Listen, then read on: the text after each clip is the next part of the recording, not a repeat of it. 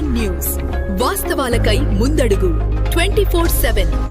నమస్తే, welcome to V1 news. Saluru మండల కేంద్రంలో మొహరం పీర్ల పండుగను శనివారం భక్తి శ్రద్ధలతో మత సామరస్య వాతావరణంలో ఘనంగా నిర్వహించారు. ప్రతి ఏడాది ఆనవాయితీగా జరిగే వేడుకలలో కుల మత భేదాలకు అతీతంగా అన్ని వర్గాల ప్రజలు పాల్గొని సోదర భావాన్ని చాటారు. కర్బలా యుద్ధంలో ధర్మం కోసం ప్రాణత్యాగం చేసిన హజ్రత్ ఇమాం హసన్, హజ్రత్ ఇమాం హుస్సేన్ త్యాగాలను స్మరించుకుంటూ మొహరం పండుగను నిర్వహిస్తారు. 5 రోజుల పాటు పీర్ల బంగ్లాలో ప్రత్యేక ప్రార్థనలు నిర్వహించి భక్తులు మొక్కులు చెల్లించుకున్నారు. ఈ సందర్భంగా భక్తులకు సాంప్రదాయబద్ధంగా షర్బత్ పంపిణీ చేశారు. 6వ రోజు నాళే హైదర్ బంగ్లా నుంచి ప్రారంభమైన పీర్ల ఊరేగింపు సాలూరా ప్రధాన వీధుల గుండా భక్తి వాతావరణంలో సాగి అనంతరం మౌలాలి బంగ్లా వద్దకు చేరుకుంది. అక్కడ సంప్రదాయం ప్రకారం 2 పీర్లు అన్నదమ్ముల కలయికకు ప్రతీకగా అలై బలై చేసుకోవడంతో మొహరం వేడుకలు ముగిశాయి. గ్రామ పెద్దలు, మత పెద్దలు, యువకులు, మహిళలు, వివిధ వర్గాల ప్రజలు పెద్ద సంఖ్యలో పాల్గొని వేడుకలను విజయవంతం చేశారు. త్యాగం, శాంతి, సోదరభావం, మానవత్వం అనే సందేశాన్ని చాటుతూ సాలూరాలో మొహరం పండుగ మరోసారి మత సామరస్యానికి ప్రతీకగా నిలిచింది.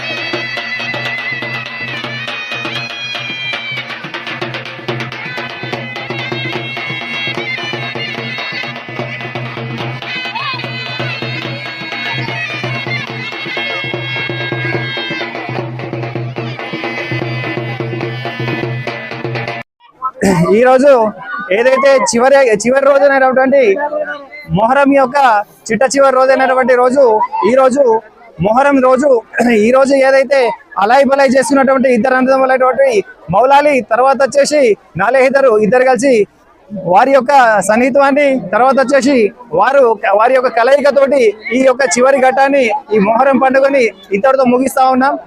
అట్లాగే చుట్టుపక్కల గ్రామాల నుండి ఇతరుల నుండి వచ్చినటువంటి వారికి అందరికి కూడా ధన్యవాదాలు తెలుపుతా ఉన్నాం. ఇంకో నాలేహైదర్ చల్లబరచడానికి మా యొక్క ఊరు చివరైనటువంటి మర్రి చెట్టు వద్ద చల్లబరచడం జరుగుతుంది. కాబట్టి అది 7:30 నుంచి 8 మధ్యలో చల్లార్చడం జరుగుతుంది. అంతటితో ఈ యొక్క మొహరం పండుగ అనేది సాలూరు గ్రామం ముగుస్తుందని చెప్పేసి అందరినీ సజీవంగా తెలియజేస్తా ఉన్నాం. ప్రైవేట్ స్కూళ్ళలో బుక్స్ అమ్మడమా ప్రైవేట్ స్కూళ్ళలో విచ్చలవిడిగా ఫీజులలో బుక్స్ అమ్మడమా ప్రైవేట్ స్కూళ్ళలో విచ్చలవిడిగా ఫీజులతో బుక్స్ అమ్మడమా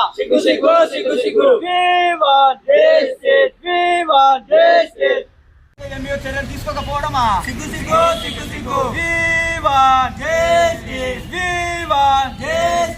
ప్రైవేట్ స్కూళ్లకు కొమ్ము కాస్తున్న విద్యాశాఖ అధికారులు ప్రైవేట్ స్కూళ్లకు కొమ్ము కాస్తున్న విద్యాశాఖ అధికారులు ప్రైవేట్ స్కూళ్లకు కొమ్ము కాస్తున్న విద్యాశాఖ అధికారులు ప్రైవేట్ స్కూళ్లకు కొమ్ము కాస్తున్న విద్యాశాఖ అధికారులు పేద విద్యార్థులకు వెంటనే న్యాయం చేయాలి.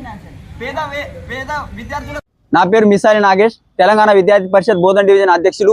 ఏదైతే దాదాపు వారం రోజుల నుంచి ప్రైవేట్ స్కూళ్ళలో విచ్చలవిడిగా బుక్స్ అమ్ముతా ఉన్నారని న్యూస్ రావడం జరిగింది. దీనిపై మేము వెంటనే తెలంగాణ విద్యార్థి పరిషత్గా స్పందించి బుక్ స్టోర్లకు బుక్స్ అమ్ముతున్నారు కావున మాకు తల్లిదండ్రులు కూడా మాకు ఫోన్ చేసి చెప్పడం జరిగింది. విచ్చలవిడిగా పేరెంట్స్ దగ్గర నుంచి డబ్బులు వసూలు చేసి బుక్స్ అమ్ముతున్నారు. ఏదైతే మేము దానిపైన స్పందించి బుక్స్ అమ్ముతున్న స్కూళ్ళకు వెళ్ళి మేము చూడడం జరిగింది. వెంటనే అక్కడి నుంచి ఎంఏ గారికి ఫోన్ చేస్తే దీనిపై నాకు సరిగా అవగాహన లేదు, నాకు ఏమైనా ఆర్డర్ కాపీ ఉంటే చూపెట్టాలా, నేను ఆపలేను, అట్లా ఇట్లా అనడం జరిగింది. కావున అవగాహన లేనటువంటి ఎంఈఓ గారు విద్యాశాఖలో ఉండడం దేనికని మేము ఈ సందర్భంగా తెలియజేస్తున్నాం. వెంటనే కలెక్టర్ గారు దీనిపైన స్పందించి ఎంఈఓ గారిని ట్రాన్స్ఫర్ చేసి కొత్త ఎంఈఓని ఏర్పాటు చేయాలని మేము కోరుతున్నాం. ఏదైతే ఆర్డర్ కాపీ ఉందో ఆర్డర్ కాపీ కూడా మేము తీసుకురావడం జరిగింది. దీనిపైన స్పష్టంగా బుక్స్ అమ్మరాదనే నిబంధనలు ఉన్నాయి. అలాగే నో ప్రాఫిట్ నో లాస్ కింద అమ్మొచ్చని ఉంది.